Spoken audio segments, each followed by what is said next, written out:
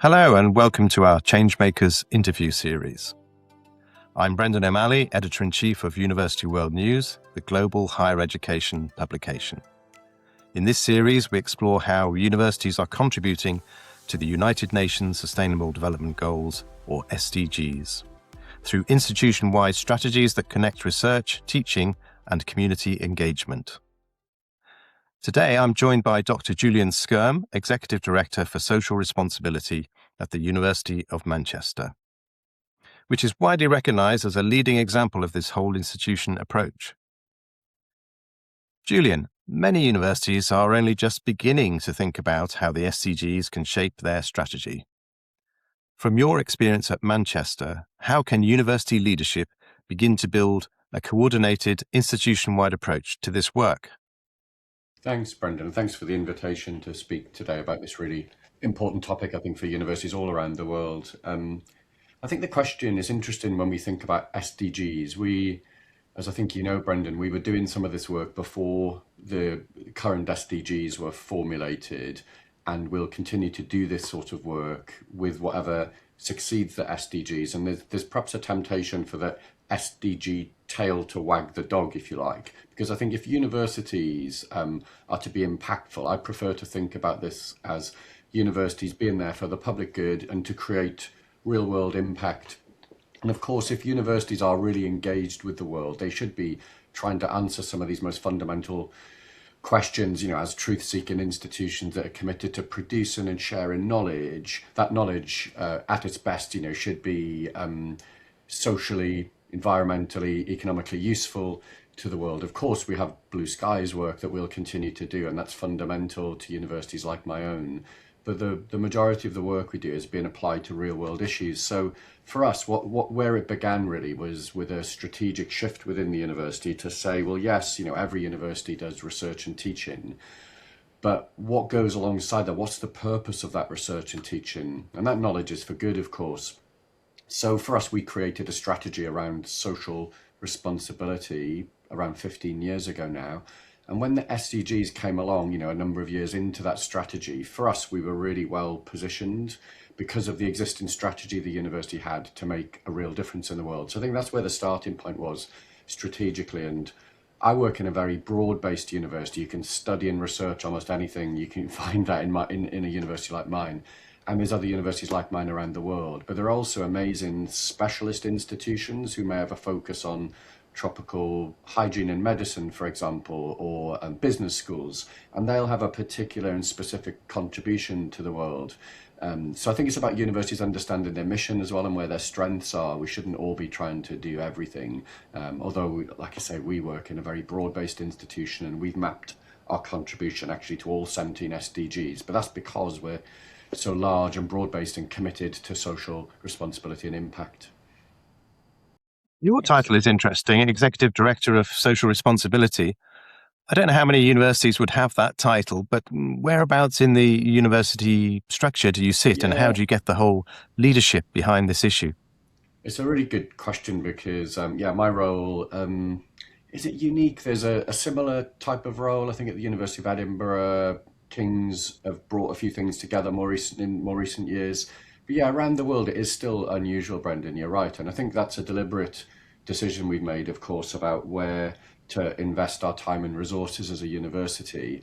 And the thing about this agenda is that your team and the people who put their shoulder to the wheel on this are, for us, our 47,000 students, our 13,000 staff, our 550,000 alumni, and the partners potentially with as many as 8 billion people around the world we'd love to have an impact, a positive impact on.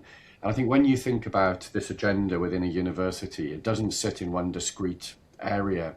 It's not and shouldn't be part of just communications. It's not just part of how we think about how we manage our estates from a sustainability point of view. It's not just about research. It's not just about teaching. It's not just about how we engage the public. It's all of those things. And I think what we've done quite uniquely at Manchester is have a reasonably small office and somebody with my role whose job it is to work right across the institution. And I report in structural terms into the registrar, secretary and chief operating officer. That's one person, even though they got three things as part of their role. So that chief operating officer, the people that report into him, Patrick is called. So the people that report into Patrick are people like our director of people, our director of finance, director of IT services, alumni relations, research and teaching, communications, those core management functions about how a university operates. I sit alongside those in our professional services leadership team and report in. What's really interesting about my role, though, it's very, very what I call horizontal rather than vertical in the way we think about the distributed leadership that's needed for this agenda, and how, in IT services, we're having lots of discussions around the use of AI, data centers and the environmental impact. And that's not, that's something that's taken on board as a responsibility within IT services. Our role centrally is to ensure that these questions are being examined, that we set appropriate targets, we've got good governance, we evaluate what we do, we measure the impact, we share those findings, etc. But really the impact is created in the constituent parts of the university. What you find in lots of universities, I think, is that these can appear as 150 different strategies and different approaches that might be going in different directions. And where I think we've invested and take some pride in is trying to have more of a strategic and bird's eye view of what we're trying to achieve. How you use data to do that is an interesting question. But first, I just want to mention that you, for the past 3 years, have been second in the Times Higher Education Impact Rankings. And to get into those rankings, some people might think it's just about mapping what you already do, because universities already do a lot of things that relate to SDGs, generating knowledge that will help solve all kinds of challenges. But how do you use data to make people change what they do and to do more that will be effective in terms of achieving the SDGs? Yeah, let me give you some examples. But before I do that, just to say something about rankings, Brendan, because it's a really important point that all rankings have huge flaws in them, of course, and why one metric is weighted to be 36% of the overall ranking compared to another one is, it's literally there's not a scientific basis to that. And of course, rankings can have some perverse and often negative consequences as well if you're driven purely by them. But the rankings can change, so you have to be really mindful of that as a university. I think a ranking should reflect at its best, something real about the sector we work in or the organisation we work in. Having said that all rankings have flaws, I think the one that we have used as a deliberate part of our strategy, and we measure this as one of our basket of indicators that we use with our board to measure our overall progress in the university, including, our financial, environmental health, our teaching performance, our research performance. We also look at the Times Higher Impact Ranking, or rating as it's now going to be rebadged as. Why did we look at that? Well, we think that of course, universities will be measured on excellence, but that really, I'm sat here in the global north in a relatively privileged part of the world and relatively privileged university. You'll find that the traditional rankings of excellence mirror those existing structural privileges that there are around the world. And it's not to say they're not important. Of course, we want our research and our teaching to be of the utmost quality, and we take those rankings seriously. But as well as having quality, if our knowledge is not used for good to create real change in the world, then I think most of my colleagues would feel like they're in the wrong sector, really, if they're not working in an institution that's genuinely trying to make a positive impact on the world. So I think the Times Higher Impact Rankings, whilst they're imperfect in many ways as well, like all rankings are, is trying, though, to answer, I think, the right exam question. And that exam question is not just how good you are, but what you're good at, but also what you're good for. And I think it tries to answer that question. What is a university good for? Does it make real social progress, environmental progress, economic progress? Does it contribute to better health outcomes? Does it enrich our culture and create a more cohesive society? It's those sorts of questions I think it's trying to answer now. Of course, the measures will never be perfect, but I think they're answering the right exam questions. So that's the bit about rankings. And then how do we use that, and where are some of the best bits of data? Well, I think some of the data that exists on research is really interesting because, around the world, I think we have reasonably robust metrics and bibliometrics around the research. It's led to some really fascinating insights that we weren't aware of at Manstra until we started looking at this. And we've been looking at, in any 5-year period, kind of looking at what are the contributions to the different SDGs that we're making, who are we partnering with when we're undertaking that research. So for example, around it's about 11.5% of our research is co-authored now with low and middle income countries, which we've seen that creep up slightly because of the types of partnerships that we've prioritized within the university.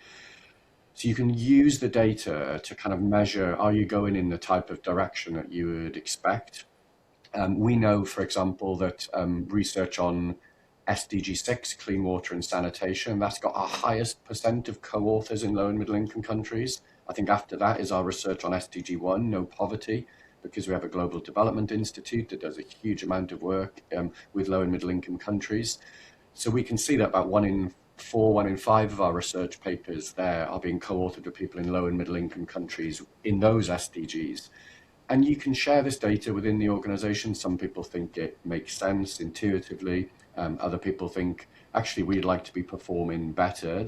And have set themselves some goals within their own research institutes and platforms within the university. So it's very good data on research that can be used. And I'd encourage universities to look at that, because it really is a good litmus test, I think, of the types of partnerships and also which SDGs you're really leaning into and contributing to the most. And, like a health-based university should be disproportionately, of course, contributing to SDG 3, good health and well-being. And you can look at things like that, but also maybe see other contributions that you're making, which you might be surprised about in a big university. We're so large, and that makes communication and understanding difficult to do from a face-to-face point of view. But data can really sensitize us towards having more deep dives into areas of strength or weakness within the university. Is it down to you going around and just encouraging people by providing the data and encouraging them to look at it and think about it? Or are there some sort of hard incentives for people to improve the contribution to SDGs, for instance, by improving the number of partnerships with Global South countries? Yeah, I think it's interesting, again, SDG research, there's a definition of what that is using algorithms and keywords. Elsevier have created a really quite sophisticated way of capturing this. It's not perfect though. And I just go back, what we'd be keen for staff to understand is that the SDGs, it's the biggest plan that's ever been created in the world. It's bigger than any strategy a university or a government could create on its own. It's got over 190 countries signed up to it, and again, the SDGs are not perfect, but they were undertaken in reasonably democratic ways and trying to do the sorts of things most sensible people would think the world requires if it's to thrive and survive. So I think it's about getting our researchers to understand that when they're thinking about their author keywords, when they're thinking about their abstracts, when they're thinking about the research questions that are picked up through some of the algorithms, that they're making that special contribution that they've got within their field relevant to what's being considered at global level. So sometimes it's about making those connections and getting people to be more sensitive towards that. But I think even if you didn't mention that you're contributing towards SDG 3, for example, if you were doing research on finding a cure for cancer, that's going to crop up under a contribution towards SDG 3. So it's not that I think you have to be careful, again, Brendan, about tails wagging the dog here. Really good quality research, which is asking and addressing the real questions in the world, will get picked up, I think, through some of the bibliometrics and the algorithms that are being used. So we definitely haven't engineered this at Manchester. We produce about 4% of the UK's research towards the SDGs, which is a phenomenal amount for one university. But that's not come through a deliberate strategy. We knew that when we cut the data for the first time without any kind of deliberate strategy. What we want to do, though, is use this data to overlay a more sophisticated understanding about, are we addressing some of the big issues in the world, and where are our strengths, where are our areas we'd like to develop more. So I suppose it's part of how universities can think about, as universities, are we addressing the challenges for every group of people around the world? Obviously, one university can't do all that, but are we doing enough to think about whether we're addressing the needs of people in least developed countries, for instance, where our specialisms might apply? Would you say that's what it's about? Yeah, and let's be clear about where the drivers for that work comes from. So we just got a huge grant from the Economic and Social Research Council to look at this really important new phenomena in the world around satellite observatories. If we're going to look at how ecosystems and how land use is changing, afforestation, reforestation, deforestation, for example, as one thing that you might do using imagery around the world. Why are we doing that work? Well, it's because it's being prioritised with the British Economic and Social Research Council. You either get money, most of the research around the world, most of the funding for research around the world comes from the public purse. An increasingly large amount is coming from trusts and from philanthropy and alumni and donations. Industry obviously lean into certain types of research more than others in universities as well. So those are going to drive the types of topics that universities are likely to address. So I do think that you can see some trends when you look globally around where, say, that speaking as a UK citizen here, sat in the UK in Manchester, where are the strengths of the UK? You'll find them in some areas more than others, and that will reflect the type of public policies around the world for universities. So I think that's something that university. When we think about SDGs, it's not separate from all of those kind of more fundamental ways in which research is driven, governed, prioritized. And of course, different universities have different capabilities to lean into different specialisms because of their particular strengths and their research clusters. So that will be a factor as well. If you've got a cluster of great performance, you're going to win more grants, you're going to do more of that work, it's going to contribute more to that particular SDG. So these are factors, I think, beyond SDGs, but of course you can see them then manifesting themselves in the type of data that we see at Manchester and you can see for universities around the world. How you engage with communities and how you co-create agendas for research and follow them through with the communities, that can be a very important aspect of making sure that you're achieving real change. How do you go about that at the University of Manchester? And what advice would you offer other universities about how to do it well?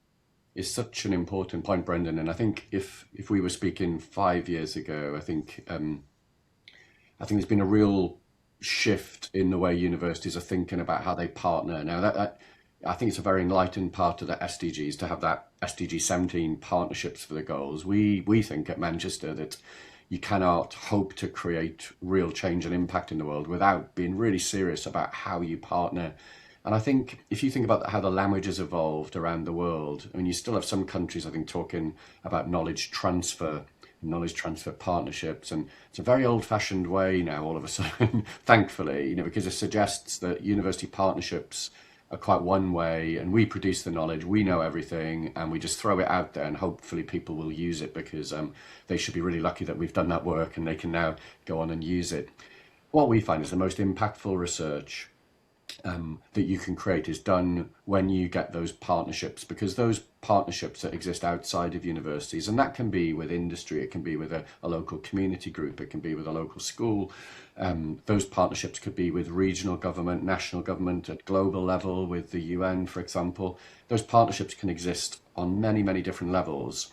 And the more equitable those partnerships are, the more likely we are to ask the types of research questions that are going to create impact in the real world. How do we know in the university what's the biggest challenge for teachers in schools? A great example, Brendan, was when just after the pandemic, we had a lot of different funding streams to do work around public health and education because kids obviously missed a lot of school. We thought what schools wanted was lots of catch-up classes, and we were ready to throw loads of even more of our students at getting people to catch up. When we spoke to teachers, and this is the bit about partnering, we had good partnerships with schools. They said, you know what, the biggest issue for us is well-being. We've got people who are afraid to come to school. They've missed a lot of school. They've suffered in terms of social interaction.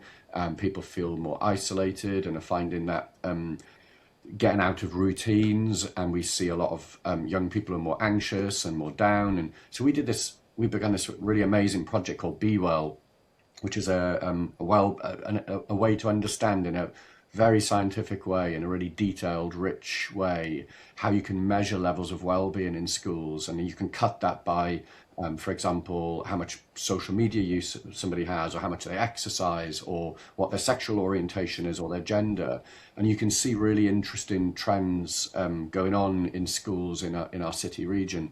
And that's a great example of when you partner, you ask better research questions, and that research has won so many awards. Loads of people want to come in and jointly fund that work with us, which is brilliant for the university. We've got regional government in partnership with us.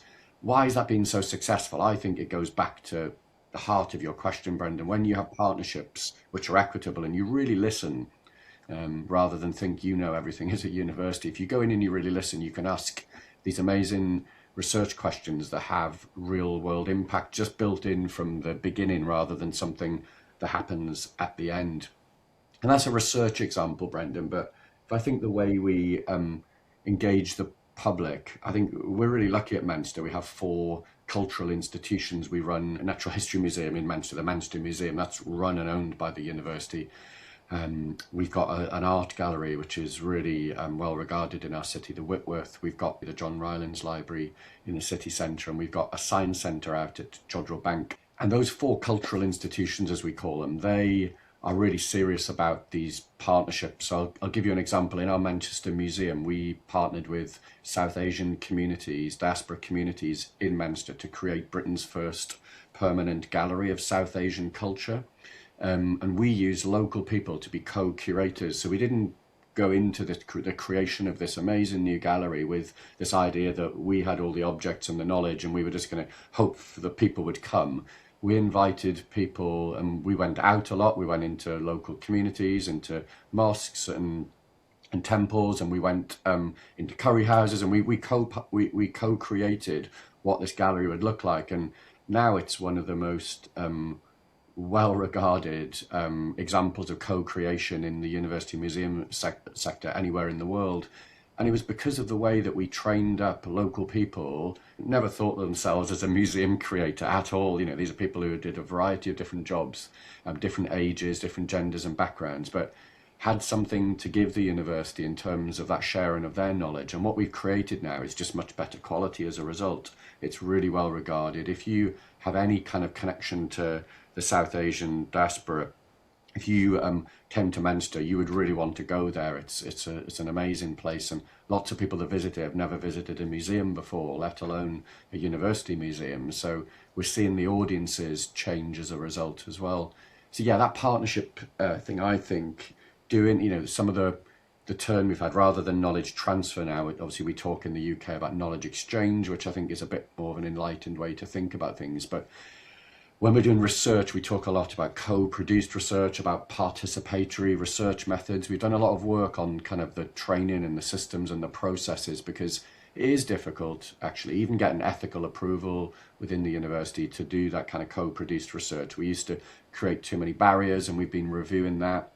When you want to pay participants for being involved in your work rather than taking their time for free, because if I'm sat in a room strategizing and I'm being paid, which I am, to sit in that room, and I've got people who are not being paid, there's a real ethical imbalance. So all of those ethical issues about how you do this well is important as well. You can't just say you're committed to doing it. There has to be really rigorous processes, and we're still learning, by the way, on this. Actually, in a meeting yesterday, we were talking about a piece of work we want to do to improve how quickly we can pay our public contributors for the work they do with the university, because we have patient groups, diaspora communities, local community groups who are helping us do our work, and they need to be treated with the respect they deserve and recompensed appropriately for that work, and treated with respect and in a really inclusive way. There are lots of complexities to address when you're dealing with community engagement, but is it even more so when it's engagement with a community in another country internationally? I mean, you have an ambitious program underway on clinical treatment of cancer in Kenya. What challenges do you come across when you apply that approach in another country? Yeah, it's huge, and you have to think of it in some sort of franchise model, Brendan, don't you? Because some people, and they're not always right, of course, but many people in the university would intuitively say, we know this community or that part of Manchester because it's somewhere they've driven through, or they may have lived there or they know somebody that lives there. When you're developing partnerships around the world, unless you've got staff directly from these areas, and even then, their knowledge will be partial, of course. So getting those partners is absolutely key. And if you look at the big kind of iconic research projects within my university, and we've got many, something like the African Research Consortium which we lead at Manchester, a big DFID funded project, which is working with, I think it's 13 different countries across Africa.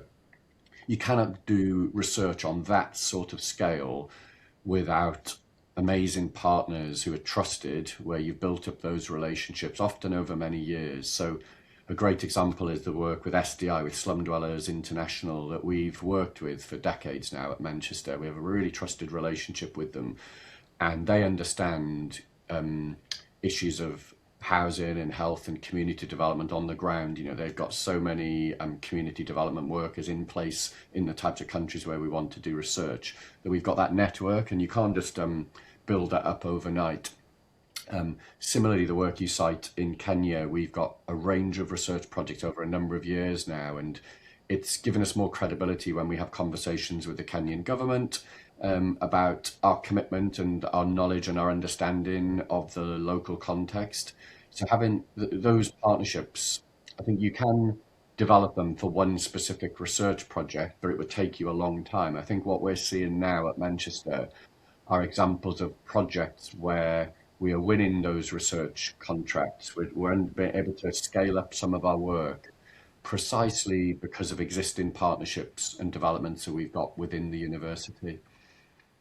Well, thank you, Julian. It's been a really interesting discussion and a real insight into some of the complexities involved, especially in partnerships. So thank you very much for taking the time to speak to us. For our viewers, if you'd like to learn more about the University of Manchester's work in this area, you can explore it in our Changemakers series, available through the SDGs Hub on our website, universityworldnews.com.